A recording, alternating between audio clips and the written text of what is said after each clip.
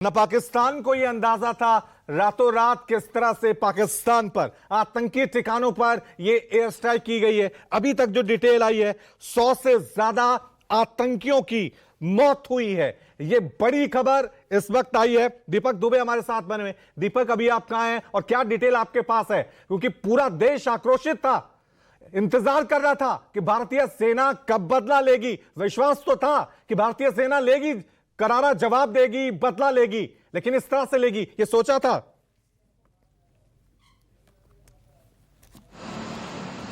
जी, आपको बताएं, प्रधानमंत्री आवास के बाहर इस वक्त हम मौजूद हैं। कल ही आपने देखा होगा कि नोटम जारी किया गया था, जहां पर साफ तौर पे कहा गया था कि आज और कल के लिए एक्सरसाइज किया जाएगा भारतीय सेना के द्वारा एलओसी पर। और ऐसे में एक तरफ भारत सरकार के द्वारा परसों कहा गया था कि 7 में यानी कि आज के लिए कि पूरे देश में एक्सरसाइज किया जाएगा कि युद्ध जैसी स्थिति हो तो किस तरह से तैयार रहना है। तो पाकिस्तान इस बात पर निर्भर कर रहा था, इस बात पर उसे कहीं ना कहीं डाउट नहीं हो रहा था कि भारत सरकार और आर्मी क्या करने वाली है।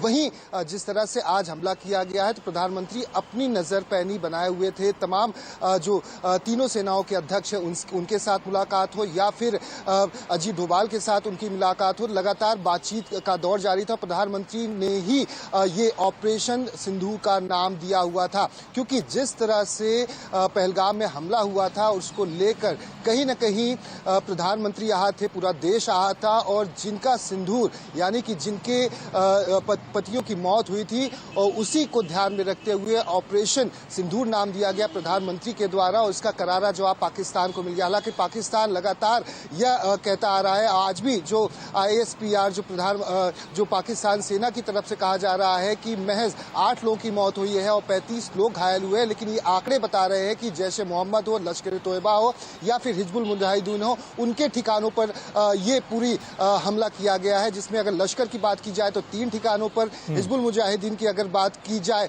तो 4 ठिकानों पर, और इसके साथ जैश की बात की जाए तो 2 ठिकानों पर। और सबसे महत्वपूर्ण लश्कर के जो ठिकानों पर हमला किया गया है ये वही। ठीक है दीपक, और ये खबर ये भी आ रही है कि भारत में अब तमाम जो लोग हैं वो मिठाइयां बांट रहे हैं और टीवी स्क्रीन पे तस्वीरें साफ तौर से देख सकते हैं कि किस तरह से पाकिस्तान में भारतीय सेना ने तबाही मचाई है।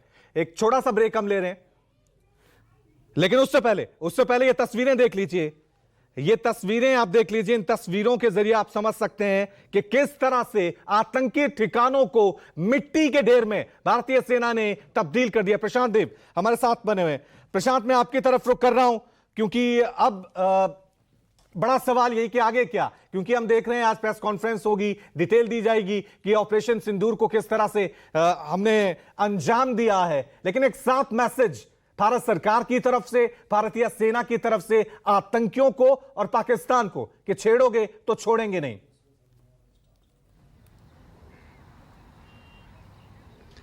देखिए, आप 10 बजे की प्रेस कॉन्फ्रेंस का इंतजार कीजिए। सिलसिलेवार तरीके से सेना की तरफ से आधिकारिक बयान आ जाएगा। लेकिन इस पूरे ऑपरेशन में सिर्फ 2 सेंटर बहुत ही महत्वपूर्ण है। वो है मुरीद के और बहावलपुर, जो सबसे सेफ अड्डा था आतंकियों का पाकिस्तान के अंदर, उसको नेस्तनाबूद करने का दावा कर दिया गया है, यानी कि उसको तबाह कर दिया गया है। अब आप समझ जाइए कि जैशे मोहम्मद जो हमेशा बड़ी स्ट्राइक के लिए उसको रखा गया था, उसको तैयार किया गया था, उस सेना उसको ट्रेनिंग देती है और उसको आगे कराती है, क्योंकि आमने सामने की लड़ाई पाकिस्तान कभी नहीं लड़ सकता। और इसीलिए जैशे मोहम्मद और लश्कर जैसे ऑर्गेनाइजेशन को उसने बहुत सेना की ट्रेनिंग देकर के तैयार किया। तो जैशे मोहम्मद के ठिकानों को पूरी तरीके से तबाह कर देना सबसे बड़ी कामयाबी है, अगर आज के प्रेस कॉन्फ्रेंस में उसकी डिटेल मिलती है। दरअसल में होता क्या है कि जो इंटेल मिला होगा, ये जो इंटेल के हिसाब से जो एक्शन किया गया है कि इस ठिकाने पे इतने, इस ठिकाने पे इतने, इस ठिकाने पे इतने लोगों की संख्या रहती है या हो सकती है, उसको पूरी तरीके से नष्ट कर दिया गया। तो अब वो डेटा निकल के आएगा कि कौन कौन लोग मारे गए हैं, कौन कौन से मुखिया मारे गए हैं। मारे तो गए हैं, इसमें कोई शक नहीं, क्योंकि वहाँ पे ट्रेनिंग कैंप्स थे, वहाँ पे ट्रेनिंग जिस तरीके से आप समझिए कि जवानों की ट्रेनिंग होती है, तो उसी तरह से आतंकियों के ट्रेनिंग कैंप थे यहाँ पे, तो बड़ी संख्या भी हो सकती है। तो ये सबसे बड़ी कामयाबी 2 सेंटर्स की है, मुरीद के और बहावलपुर, जिसको कि कभी सपने में भी पाकिस्तान नहीं सोचता होगा। क्योंकि देखिए 2 चीज़ होती है, एक तो लॉन्चिंग पैड जो भारत और पाकिस्तान की सीमा के पास होता है, वो वहां से बाहर अंदर घुसते हैं। दूसरा होता है ट्रेनिंग कैंप जो बिल्कुल अंदर होता है। दोनों में अंतर समझिए। लॉन्चिंग पैड होता है जहां से हम लॉन्च करते हैं, और ट्रेनिंग सेंटर में हम तैयार करते हैं, उसको लॉन्चिंग पैड तक लाते हैं। जब उसको अनुकूल समय मिलता है, मौका मिलता है, वो अंदर घुस जाता है, फिर कार्रवाई करके भागता है या वहीं पे मर जाता है। तो आप इस बार का स्ट्राइक ऐसा स्ट्राइक है कि उससे ट्रेनिंग कैंप को तबाह किया गया है, जहां से ये तय है कि एक भारत ने बहुत ही कूटनीतिक और स्ट्रेटजी के तहत ये स्ट्राइक किया है। ये ऑपरेशन सिंदूर के तहत स्ट्राइक किया गया है। रुकते हैं एक छोटे से ब्रेक के लिए। लगातार इस बड़ी खबर पर हमारी